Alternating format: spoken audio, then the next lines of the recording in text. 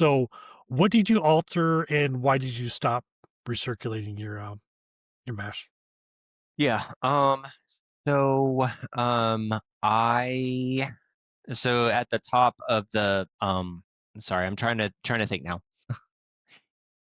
With the Anvil Foundry, basically they give you like a little thing and it's got a bunch of holes cut in the top.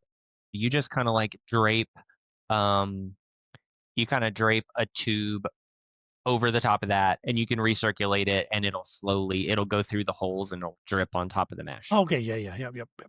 So that's what they send with you.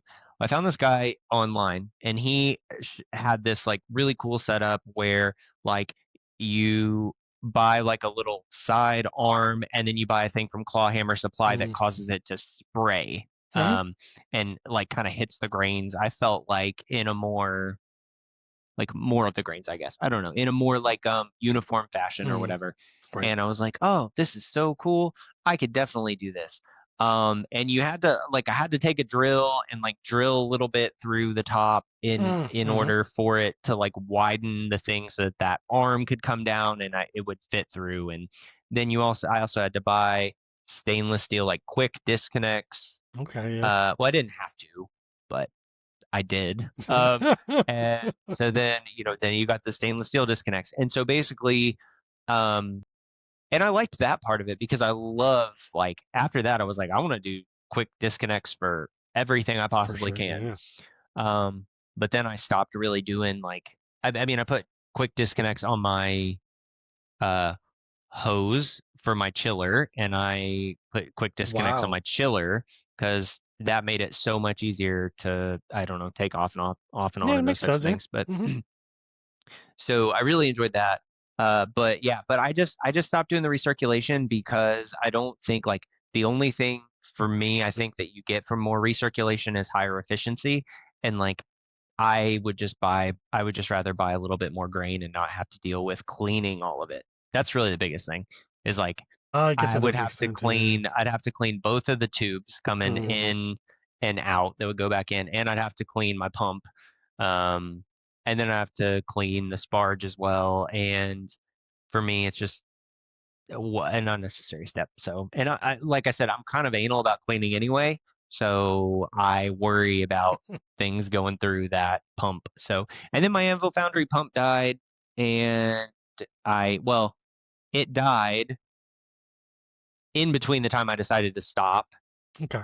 and then later because like I can't remember why I needed it, but I was like, I'm gonna use my pump for whatever, and it wouldn't. I was like, okay, whatever. I'm done with you anyways. Yeah, absolutely. Okay, so Oh, sorry. Go sorry. ahead. I was just gonna say one thing that I Huh? thought of that I didn't talk about when we were talking about gear Yes. is how I do my fermentation. So I ferment in kegs, and what I do is I ferment in kegs, and then I daisy chain that to the keg that I'm gonna serve in, and then I have that keg filled with sanitizer. And then Mm-hmm. that keg daisy chains into another keg that'll just take the sanitizer. So when it is fermenting, it pushes all that sanitizer out and then fills it with CO2. So that way I don't have to worry about oxygen in the serving keg. Exactly. Yeah. Because I used to just fill that up with sanitizer and push it out with CO2. And then the guys on Brewlosophy were like, well, I just do this. And I was like, that's a great idea. I might Mm-hmm. as well just use the CO2 that's already produced so that it's good to go. So I've really enjoyed doing that. No, yeah, no, that's brilliant. Yeah, I've done that a couple times. Excuse me.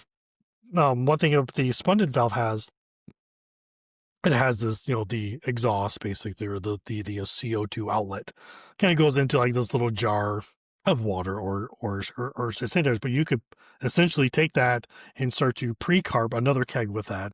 Then daisy chain that as well too. Just get little splitters and the hose that you need, and you could pre-carb a keg. You could push CO2 out of another keg to fill it up with CO2. It was like $80, so it wasn't like a cheap investment. But like all the little things they can do, because I kept looking, I was like, well, I could buy this and this and this. I'm like, man, well, I'm gonna have a bunch of these spunding valves. I can just have this one to rule them Right. all. There you go. I was watching Lord of the Rings the other day. That's what it was about in my head.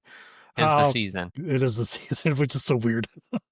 It's like watching A little sidetrack here. Die Hard, because it happens on Christmas Eve, so Absolutely. it's a Christmas movie, no matter what Bruce Willis said. Um, so okay, so I have to ask this question.